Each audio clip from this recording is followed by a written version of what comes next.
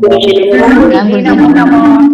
नमो हरिहंताय नमो सिद्धाय नमो वायुयान नमो वज्रायानम नमो लोये सब्बसाहुणम यशो पंचनमुक्कारो शब्बपावप्पणासनो मंगलानं च सव्वेसिं परमं हवै मंगलम् अज्ञानतिमिरन्धानां घनञ्जनो शलाकया नेत्रम् उन्मीलितं येन तस्मै श्रीगुरवे नमः। परम पूज्य पूज्यपाद कलिकाल सर्वज्ञ हेमचंद्र सुरेश्वर जी महाराजा के द्वारा विरचित सिद्ध हेम शब्दानुशासन नामक व्याकरण ग्रंथ और इसी व्याकरण ग्रंथ से उद्धरित पंडित वर्य शिवलाल जी द्वारा रचित हेम संस्कृत प्रवेशिका प्रथमा, मध्यमा तथा उत्तमा, ऐसे 3 विभागों से विभाजित हेम संस्कृत प्रवेशिका और इसी हेम संस्कृत प्रवेशिका मध्यमा और मध्यमा के 13वां पाठ और 13वां पाठ के आज हम लोग यहाँ पर वाक्यानुवाद, अब आगे की वाक्यानुवाद यहाँ पर हम लोग देखेंगे जो कि वाक्य नंबर 21 21वां ना, चलिए हाँ जी 21 नंबर। तम प्रपद्यामहे नाथम तम स्तुमस्त्वामुपास्महे तत्वो हि न परस्त्राता किं ब्रूम किमु कुर्महे। त्वां प्रपद्यामहे नाथं त्वां स्तुमस्त्वामुपास्महे तत्वो हि न परस्त्राता किं ब्रूमः किं कुर्महे। चलिए अब यहाँ पर इसी का पदच्छेद अगर देखा जाए तो पदच्छेद किस प्रकार से है तो वो पहले देख लेते हैं कि त्वाम प्रपद्यामहे नाथम त्वाम स्तुमः त्वाम उपास्महे तत्वः हि न परः त्राता किम ब्रूमः किमु कुर्महे। बहुत सारे यहाँ पर देखा जाए कि क्रियापद है ना, बहुत सारे क्रियापद जी। ये सबसे पहले यहाँ पर देखा जाए तो प्र प्लस पद धातु का है, ठीक है, प्र प्लस पद धातु का, फिर यहाँ पर स्तु धातु का, फिर यहाँ पर क्या उप प्लस कौन सा धातु है, प्लस आस धातु, उप प्लस आस धातु का, फिर यहाँ पर अगर देखा जाए भ्रू धातु का, और यहाँ पर क्या है क्रू धातु, क्रू धातु। और सब में जो है यहाँ पर क्या है कि उत्तम पुरुष बहुवचन का ही रूप है कि नहीं, उत्तम पुरुष बहुवचन इसमें, तो इसमें प्रपद्यामहे, प्र प्लस पद का अर्थ होता है अंगीकार करना या तो स्वीकार करना, ठीक है।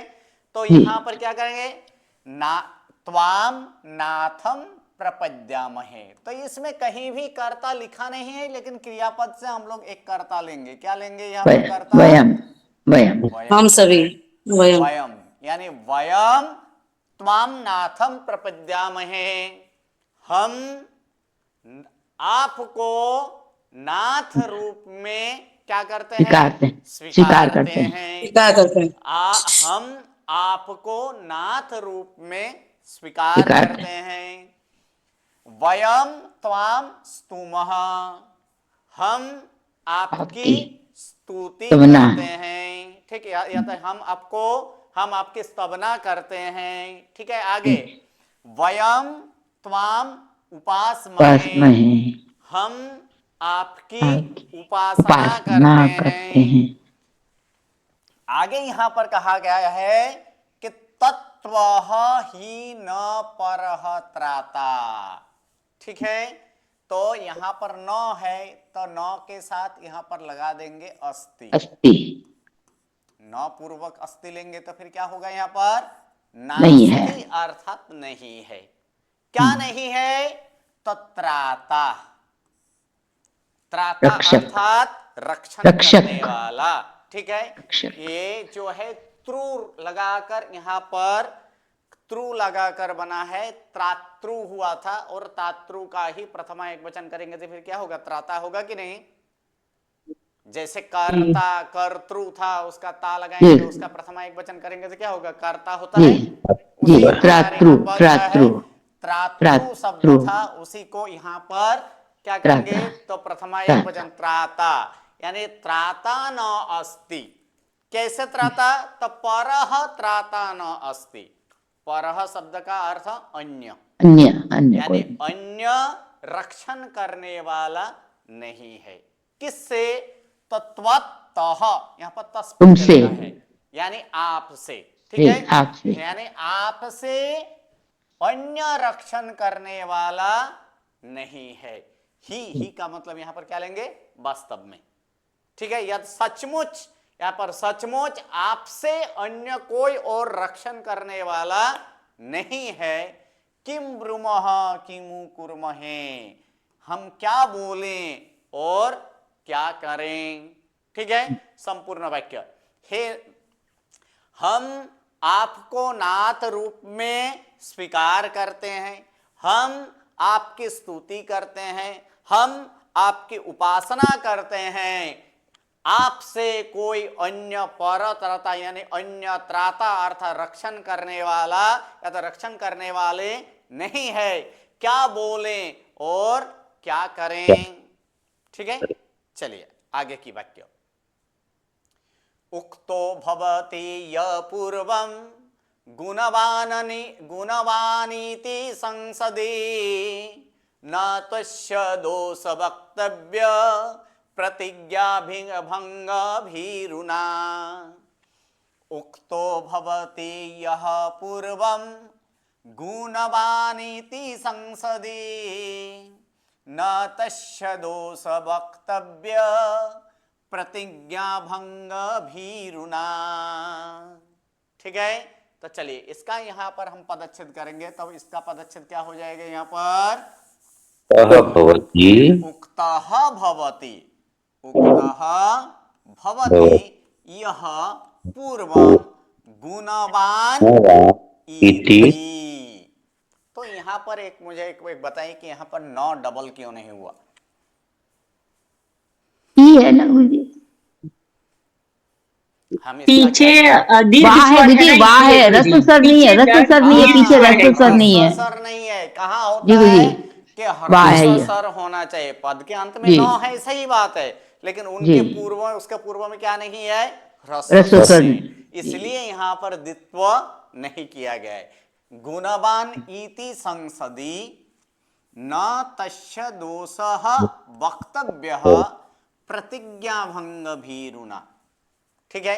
तो चलिए पहले क्या यहां पर क्या है, यह या सबसे पहले यहां पर भवति, भवति का मतलब यहां पर क्या कहा है, क्या करें, है, होता है, यहां पर होता है नहीं, परंतु यहां पर अर्थ करेंगे है, ओके ठीक है।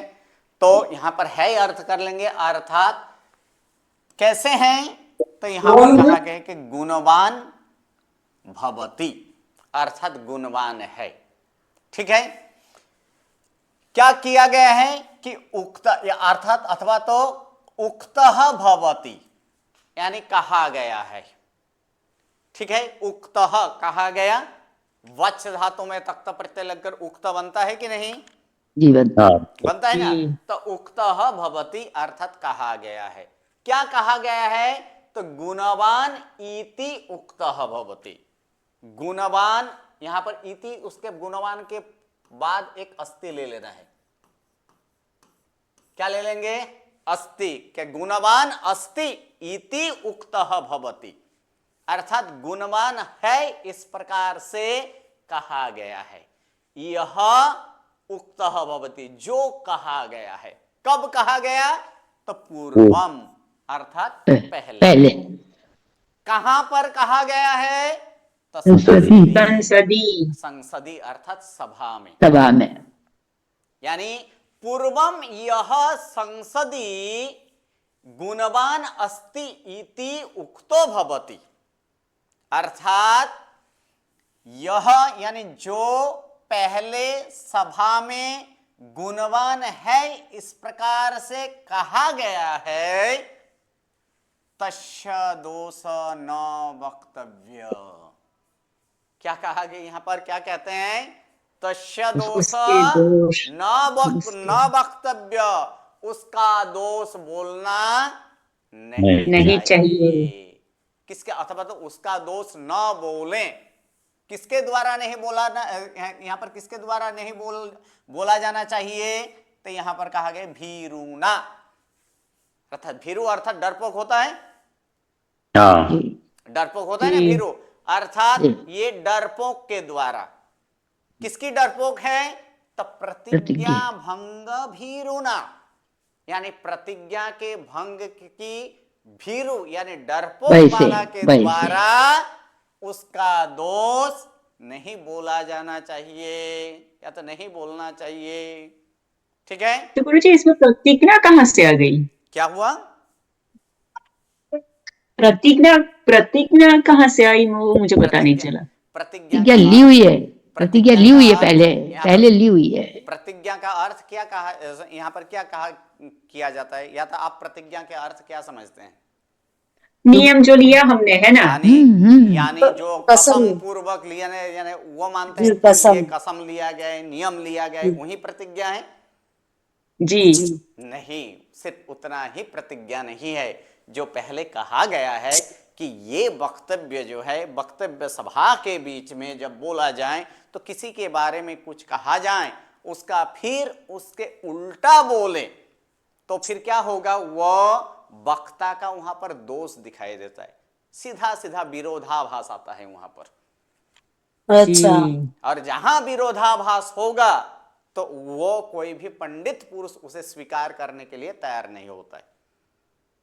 जी जी, इस कारण से ही यहां पर कहे गए प्रतिज्ञा भंग भीरुना, वो जानता है कि इसमें दोष है, फिर भी वहां पर उसका दोष नहीं बोलना चाहिए, क्योंकि वहां पर उनके प्रतिज्ञा का भय, क्या प्रतिज्ञा किया गया था कि यह मनुष्य कैसे है, गुणवान है, यह मनुष्य ऐसा गुणवान अस्ति, ये प्रतिज्ञा था। क्या था इसमें, ऐसा गुणवान अस्ति, इस प्रकार से जो प्रतिज्ञा किया गया था, जो उसको माना गया था, फिर उसके बारे में दोष कहना, वो दोष नहीं कहना चाहिए। किसके द्वारा दोष नहीं बोला जाना चाहिए, तो कहा गया पर प्रतिज्ञा भंग भीरुना, जो प्रतिज्ञा भंग के इस भंग से जो डरपोक है, यानी जो डरा हुआ है, ऐसे मनुष्यों के द्वारा इस प्रकार का उनका दोष सभा के बीच में नहीं बोलना चाहिए। तो पंडित कहते हैं गुरुजी इनके बदले, हाँ जी, पंडित पुरुष मतलब उनके द्वारा नहीं कहा जाना चाहिए। हाँ, यहाँ पर प्रतिज्ञा भंग भीरुमा जो भी हो, वहां पर वक्ता हो, पंडित पुरुष से मतलब वो तो पंडित पुरुष ही माना जाएगा ना, क्योंकि जो इतना उसे अगर अध्ययन होता है तो उसको समझ जाना है कि वो पंडित पुरुष ही है। बिल्कुल बिल्कुल, ठीक है, चले आगे। गुरु जी पूरा एक बार अर्थ बताइए ना। हाँ, पूरा के पूरा अर्थ, ओके।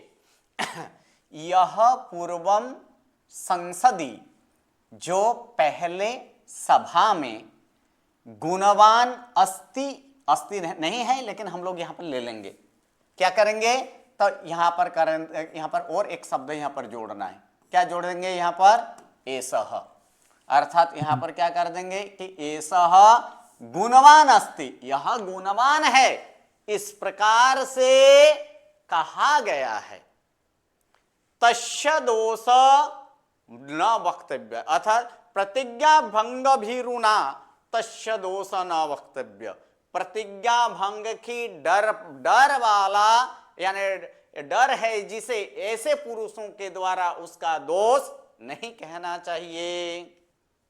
ओके, जो वाद विवाद कर सके उसी को उसका स्टैंड लेना चाहिए, नहीं तो नहीं बोलना चाहिए जो प्रतिज्ञा भंग से। हाँ, यहाँ पर प्रतिज्ञा भंग की, क्योंकि किसी के बारे में हम उसके बारे में अच्छा बोलें, फिर उसी सभा में उसके बारे में बुरा बोलें, तब वहां पर वक्तव्य का वहां पर सीधा सीधा विरोधाभास आता है। जी, विरोधाभास। इसलिए वहां पर कहा गया ऐसे लोगों के लिए वहां पर नहीं बोलना चाहिए, इस प्रकार का उनका दोष सभा के बीच में नहीं बोलना चाहिए। जी धन्यवाद गुरु जी।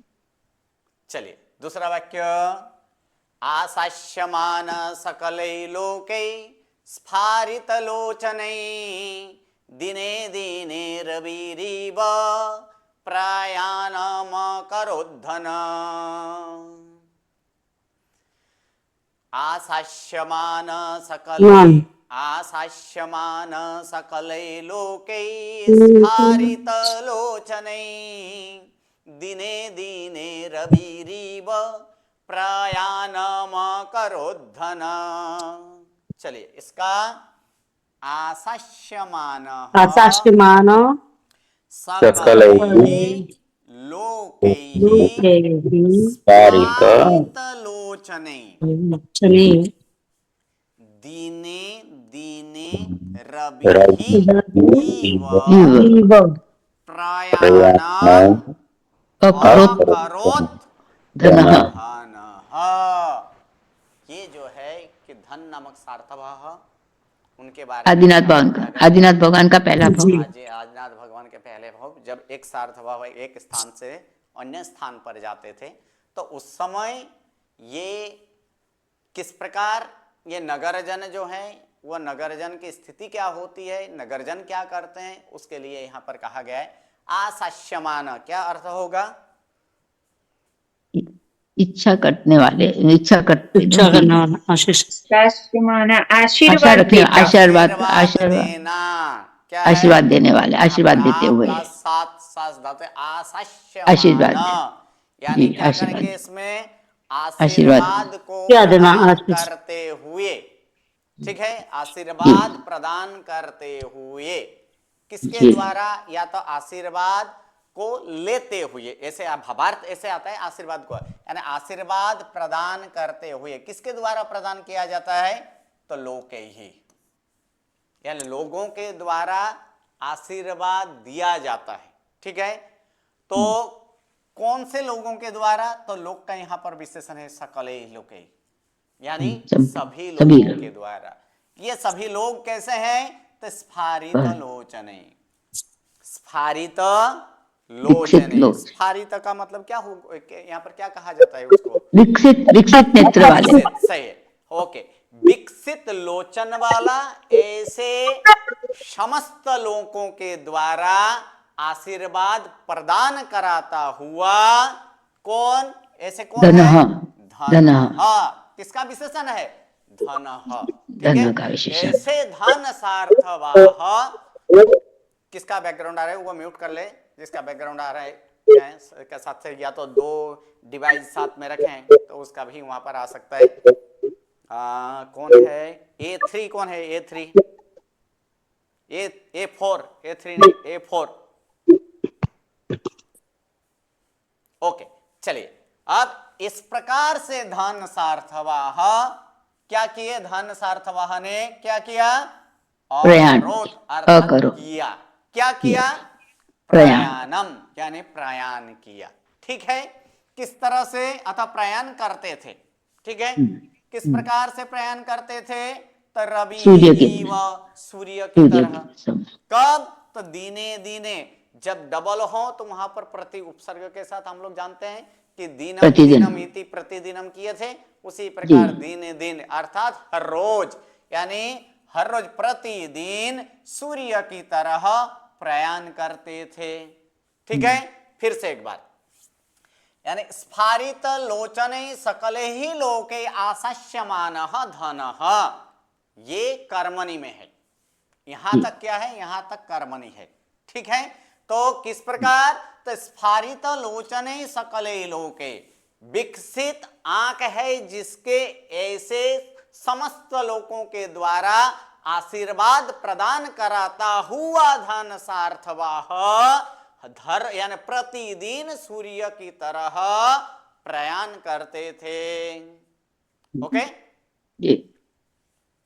चलिए आगे वाला वाक्य।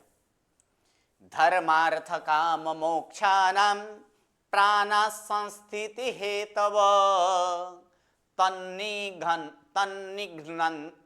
तन्निघ्नता किं न हतं रक्षता न किं रक्षितम्। धर्मार्थ काम मोक्षानां प्राणाः संस्थिति हेतवः तन्निघ्नता किं न हतं रक्षता किं न रक्षितम्। कितना सुंदर वाक्य है यहाँ पर। चलिए इसमें एक ही यहाँ पर पूरा के पूरा एक समासिक पद है यहाँ तक, जी धर्मार्थ काम मोक्षानाम। द्वंद्व समास कर धर्मः दें। च अर्थः च कामः कामः च च मोक्षः मोक्षः च च इति धर्मार्थ काम काम मोक्षाः। मोक्षाः कौन सा तेषाम्। समास? ये हम सीख द्वंद्व। चुके हैं। द्वंद्व समास हो गया, फिर हाँ, तेषाम लगा दें। लेकिन जब ये द्वितीय में आएगा तो उस द्वंद्व का एक नाम है, कोई क्या, इतर इतर द्वंद्व। इसे क्या कहा जाता है? इतर इतर द्वंद्व कहा जाता है। ठीक है, इतर इतर द्वंद्व। और तेषाम यानी क्या हो जाएगा? धर्मार्थ काम मोक्षानाम, षष्ठी बहुवचन। ठीक है, प्राणाः संस्थिति हेतवः। क्या है यहाँ पर?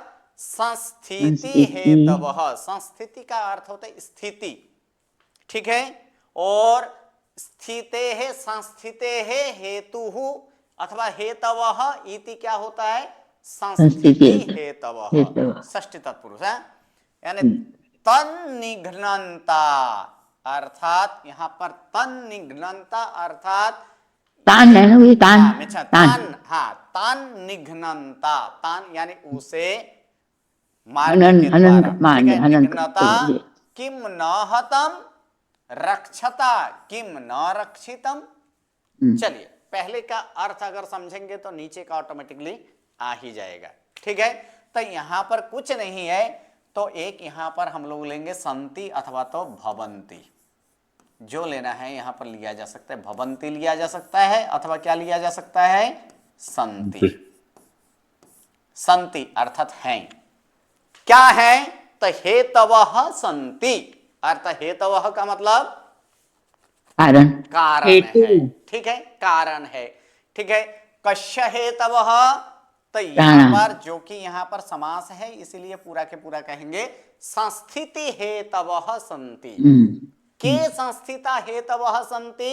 तो प्राणाः, यानी प्राणाः यानी प्राण। कितने प्राण है? 10 प्राण है ना, 10 प्राण। इसलिए यहाँ पर प्राणाः बहुवचन किया गया है। ठीक है, यानी प्राणाः संस्थिति हेतवः संति, यानी प्राण क्या है? स्थिति की हेतु है, अर्थात स्थिति की क्या है? वहां पर कारण है, या तो फिर हेतु का मतलब क्या कहा जाता है? आधार है। ठीक है, स्थिति के आधार है। केसाम, तो यहां पर प्राणाः क्लेशाम स्थिति हेतवः धर्मार्थ काम मोक्षाणाम। धर्मार्थ काम मोक्षानाम, किसके हैं? धर्म अर्थ काम और मोक्ष के स्थिति का हेतु कौन है? प्राण है, अर्थात स्थिति का आधार ये प्राण है। और तान निघ्नता अर्थात किसे?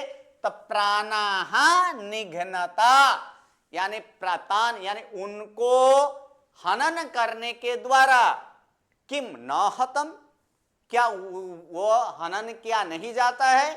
और रक्षता किम न रक्षितम, और रक्षण करने द्वारा क्या वो रक्षण नहीं होता है? अर्थात होता ही है ना, होता है। तो यही वाक्य पहले वाले यही कह गए कि धर्मार्थ काम मोक्षनम, धर्म अर्थ काम और मोक्ष के स्थिति के आधार कौन है? प्राण है। और इसमें हाँ जी, नहीं, मैं सॉरी बीच में नहीं, पहले आप बोल दीजिए, पूरा कीजिए। तो धर्मार्थ काम, धर्म अर्थ काम और मोक्ष के स्थिति की हेतु, स्थिति के हेतु अर्थात स्थिति के आधार प्राण है। प्राणाः संति अथवा तो प्राणाः भवन्ति, और तान, तान अर्थात किसको? प्राणान निघ्नता, यानी प्राणों को हनने से, प्राणों की हनने से अर्थात तो उसके घात करने से क्या न हतम, क्या वो घात नहीं होता है? और रक्षता यानी रक्षण करने से क्या वो रक्षित नहीं होता है? अर्थात होता ही है। हाँ बोलिए, अब क्या प्रश्न है? इसमें ये धातु में ता तल लगा है गुरुजी? किसमें? निघ्नता में, निघ्नत धातु है ना एक्चुअली तो।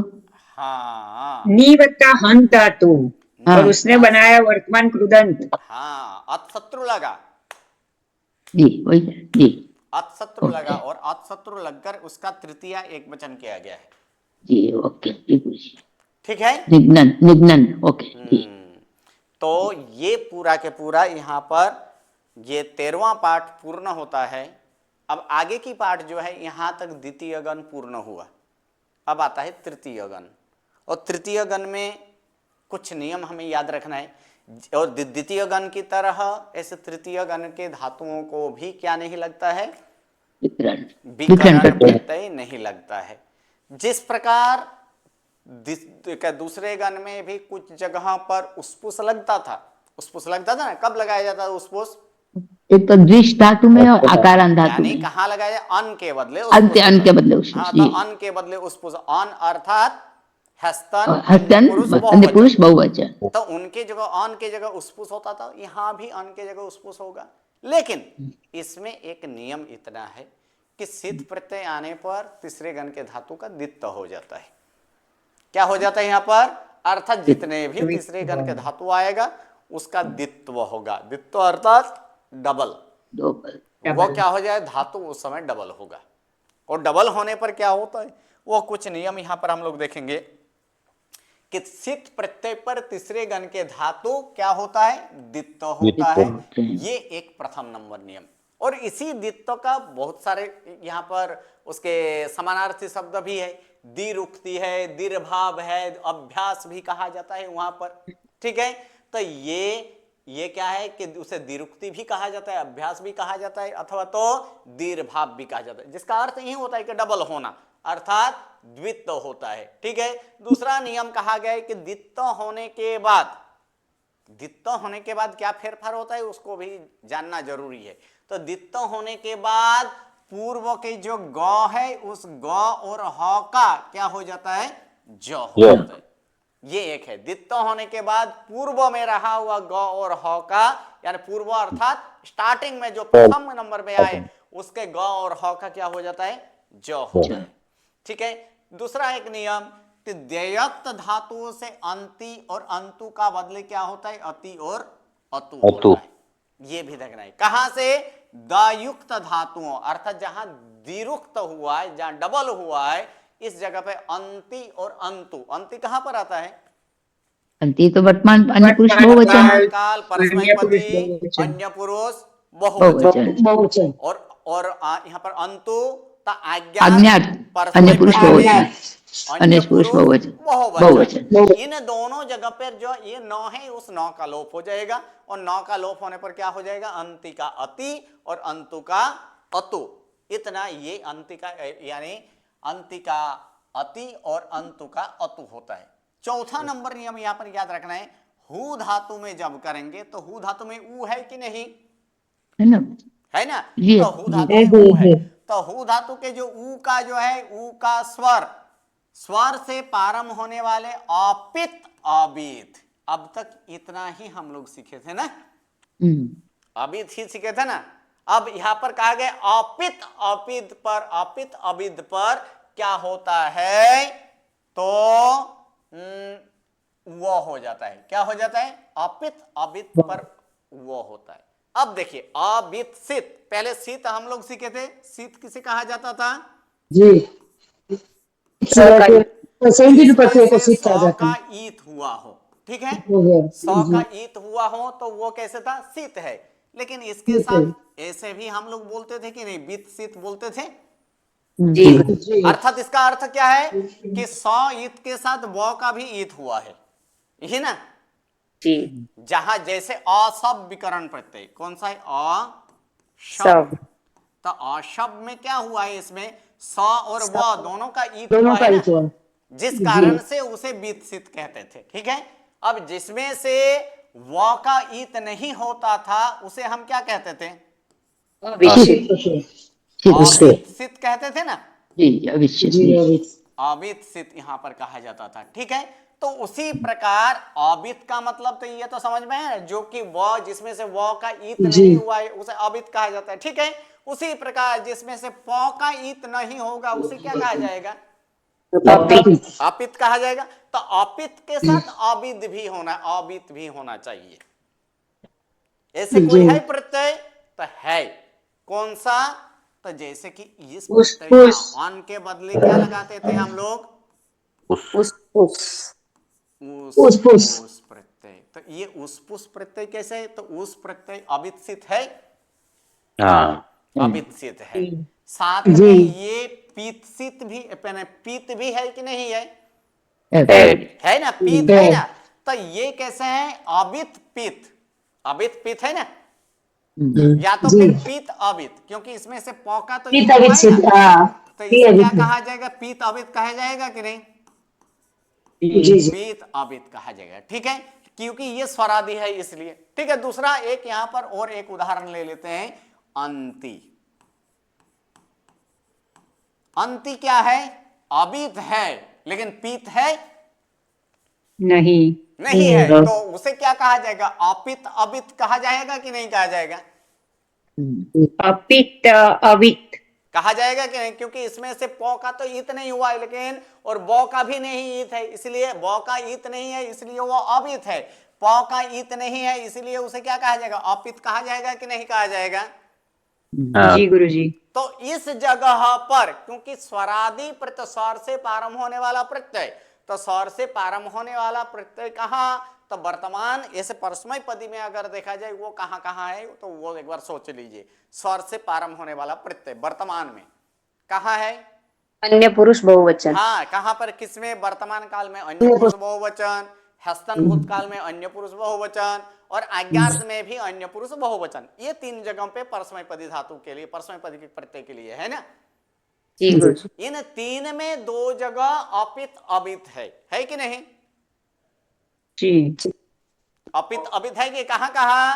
तो वर्तमान और आज्ञार्थ का प्रत्यय क्या बनेगा? अपित अवित बनेगा कि नहीं बनेगा? बनेगा। जबकि हस्तन का प्रत्यय ही अन का उस्पुस हो जाता है।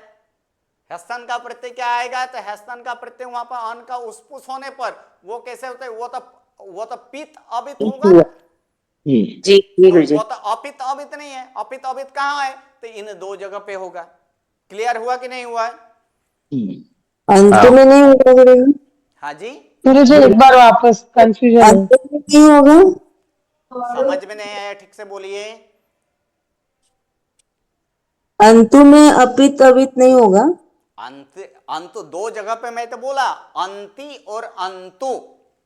और अन्न अन्न गुरुजी? क्योंकि अन का उस्पुस हो जाता है ना। हाँ है। अन का उस्पुस होने पर तो वो तो पीत है, तो वो अपित नहीं, उसे पित अवित कहा जाता है। जी गुरुजी। अब क्लियर हुआ कि अभी भी बाकी है? हुआ। नहीं गुरुजी एक बार वापस। अवित किसे कहते हैं? तो वो तो याद है ना। जी हुआ हो।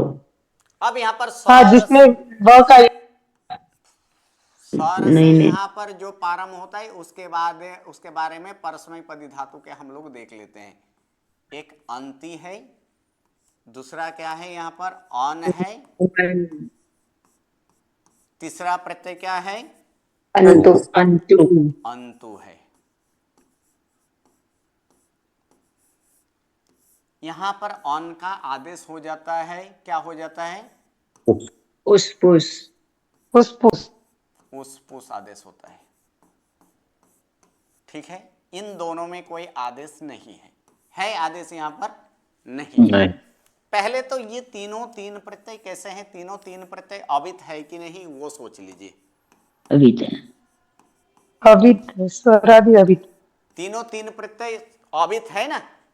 हाँ गुरुजी। वित सिवाय के स्वरों को क्या कहा जाता है? अवित कहा जाता है ना।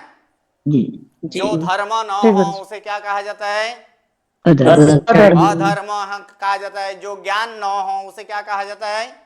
अज्ञान कहा जाता है। जिसमें जो बीत न हो उसे क्या कहा जाता है? अवित। तो ये तीनों तीन तो बीत तो है नहीं। क्लियर ना? जी। ओके, अब देखिए ये तो अवित तो है, ये अवित है, लेकिन ये अवित कैसे है? पीत अवित है। पीत के साथ अवित है ना ये। अन का जब उस्पुस जब हुआ है, उसमें से क्या है? पौ का ईत हुआ है कि नहीं? जी। और पौ का ईत होने के कारण इसे पीत कहा जाएगा। हाँ जी जी गुरुजी। और अबित तो पहले से है, तो इसे क्या कहा जाएगा? इस अन्न को पीत पीत अबित कहा पीत जाएगा अवित कि कहा नहीं? जाएगा। हाँ हाँ। पीत अवित पीत अबित। अब जैसे कि यहां पर जो बीत ना हो उसे अबित कहते थे, और जो पीत ना हो उसे क्या कहा जाएगा? अपित अपित अपित। तो अब अपित अबित कितना होगा? दो दो दो अपित दो अबित होगा रहेंगे, कि नहीं? दो रहेंगे, अंति और अंतु। क्योंकि ये तो पीत है ना, और ये कैसे हैं? तो ये हाँ। दोनों जो है अपित अबित कहा जाएगा कि नहीं? तो अपित अबित प्रत्यय कितने हुआ? दो ही हुआ ना, स्वरादि। दो जी। अब क्लियर? ठीक। जी चलिए, अब यहां पर क्या कहा गया? जहां स्वर से प्रारंभ होने वाला अपित अबित है, वहां पर क्या हो जाएगा? जो ये हु धातु का जो ऊ है, ऊ का क्या बन जाएगा? वो हो जाएगा। कहा कितने जगह पर होगा? दो जगह। दो जगह। ठीक है, परस्मय पदी अगर हो तो। ठीक है। तीसरा है कि 5वां नंबर नियम है कि ही धातु का अर्थात हु धातु का ही प्रत्यय का धी होता है। कहां पर? हु धातु। तो हु धातु ही प्रत्यय कहां आया हुआ है? ज्ञात पुरुष एक वचन। अज्ञात मध्यम पुरुष एक वचन। वहां पर ही का क्या हो जाएगा? धी प्रत्यय हो जाएगा। ठीक है। और एक है यहां पर देखिए तीसरे गण में दायुक्त धातुओं से अन के बदले क्या होता है? उस्पुस। इसलिए मैंने यहां पर कहता था कि हस्तन वाला जो है वो तो उस्पुस हो ही जाएगा, और हो जाने के कारण वह पित अबित है। लेकिन अंति और अंतु वो कैसे हैं? अपित अबित है। ठीक है। ये नियम जो है, ये 6 नियम, और ये 6 नियम मैंने समझा दिया। ठीक है। और उसका रूप जो है, तो उसका रूप देखिए इस प्रकार से है। अब इसका यहां पर रूप देखेंगे तो रूप इस प्रकार से है। हु धातु का क्या रूप हुआ है? तो एक बार देख लीजिए। जुहोमी, उसके बाद क्या है? जुहु वह जुहो महा, जुहोसी जुहुथ जुहुथ। फिर आगे क्या है? जुहुती जुहुतः जुहुवती। ठीक है। यहां पर जुहुवती। उसके बाद अजुहवम अजुहुव अजुहुम। फिर आगे क्या है? यहां पर अजुहो अजुहुतम अजुहुत अजुहुत अजुहुतम अजुहुमु। ठीक है। उसके विद्यार्थ में जुहुयाम जुहुयाब जुहुयाम जुहुयाहा जुहुयातम जुहुयात जुहुयात जुहुयाताम जुहुयीहु। आज्ञार्थ में जुहवानी जुहवाब जुहवाम जुहुधी जुहुतम जुहुत जुहोतु जुहुतम जुहवतु। ठीक है। इतना आपको यहां पर प्रैक्टिस करके आना है सिद्ध करने के लिए। देखिए पहले सामान्य एक थोड़ा सा यहां पर एक हिंट्स दे दें। पहले तो यहां पर किस धातु का करना है? हु धातु का करना है ना। तो हु धातु है, और हु धातु कौन से गण के हैं? तीसरे गण के। तीसरे गण के। और उसमें प्रथम नंबर ये याद रखना है कि तीसरे गण के धातु शीत प्रत्यय लगने पर क्या हो जाता है? दित्त हो जाता है। दित्त होता है। और 4 कालों के प्रत्यय कैसे हैं? शीत है कि नहीं? शीत माना गया ना। वर्तमान, हस्तन, विद्यार्थ और आज्ञार्थ, इन प्रत्ययों को क्या माना जाए? शीत माना गया ना। इसलिए यहाँ पर धातु जैसे हु है, इसमें मी प्रत्यय, तो मी प्रत्यय क्या है? शीत प्रत्यय है, शीत प्रत्यय है। तो शीत प्रत्यय लगने पर धातु दीर्घ होता है, अर्थात डबल होता है। अर्थात क्या हो जाएगा इसमें? हु प्लस मी। ठीक है। अब उसके बाद एक कहा गया कि पूर्व दित्त होने के बाद पूर्व के ग और ह का क्या होता है? अर्थात यहां पर क्या हो जाएगा? जू होगा, यानी जू प्लस हु प्लस यहां पर क्या है? मी। तो जू प्लस हु प्लस मी। तो अब देख लीजिए यहां पर जू प्लस हु प्लस मी, तो मी कैसे है? विकसित है ना। विकसित होने पर ये क्या होगा? ये गुण होगा कि नहीं? होगा। होगा। तो फिर गुण यहां पर कर देंगे, हु का क्या हो जाएगा? हो होगा। इसलिए रूप क्या होगा? यहां पर क्या होगा? जू हो मी होगा। जी ठीक गुरु। है, जू होगी। ये जूहोम ही होगा। जहां गुण नहीं होगा उसके साथ वस लगा दीजिए तो जुहू वह। अब स्वरादि जहां पर है सिर्फ एक अन के बदले उसपुस होता है, उस नियम को खास याद रखना। और जहां अंतिका क्या होता है, अंतिका अति होता है, इतना तो होगा ही, जू प्लस हु प्लस यहां पर अंतिका क्या कर देंगे, अति। और अति। अति होने के बाद क्या करना है यहां पर, तो अति होने के बाद इसका अस्वर लगा दीजिए। उ वर्ण का क्या होता है, वो होता है कि नहीं, हाँ यानी वो होगा, उका हो। अर्थात वो होगा तो फिर कैसे हो जाएगा, वो आधा, जुह्वति। यानी वो प्लस क्या कर देंगे इसमें अति, अर्थात रूप क्या बनेगा, जुह्वति। जुह्वति। गुरुजी, हाँ जी, तो ये चौथा नियम लगेगा ना हमारा, अपित्वित होने पर हाँ, वह होता है। ये अस्वर नहीं, वो अपित अवित वाला से वो क्या कर देना है, वो कर देना है, और वो करने से वो क्या हो जाएगा यहाँ पर, जुह्वति। यानी यहाँ पर क्या हो जाएगा, जुहती। ठीक है, तो गुरुजी यशवंत सर का नियम लग रहा था, फिर भी उन्होंने ये नियम क्यों बनाया फिर? हाँ, क्योंकि ये मात्र और मात्र हु धातु के लिए स्पेशल नियम है, जी। वो हु धातु के लिए ही है और किसी धातु के लिए नहीं है, इसलिए हर एक जगह पर यह नहीं लगेगा। ये सित प्रत्यय पर ही डबल होता है और सित प्रत्यय होने पर ही इस प्रकार से होता है। जहां असित प्रत्यय आएगा वहां वो भी देखना पड़ेगा कि नहीं। हाँ, अभी तक तो हम लोग सारे का सारे सित प्रत्यय ही सीखे हैं, क्योंकि 4 काल ही सीखे हैं, बाकी के 6 काल तो अभी भी पढ़ा बाकी है ना। जी बाकी है। तो उसमें भी वो नियम का विरोध आ सकता था, इसलिए इसके लिए यहाँ इतना यहीं पर करना है।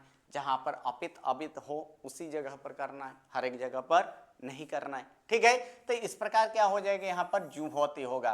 तो बाकी के सारे जो रूप है ये सारे के सारे एक बार रूप एक बार देख कर आएगा। हम लोग नेक्स्ट क्लास में इसी का सिद्ध करेंगे। नमो नमो, प्रणाम।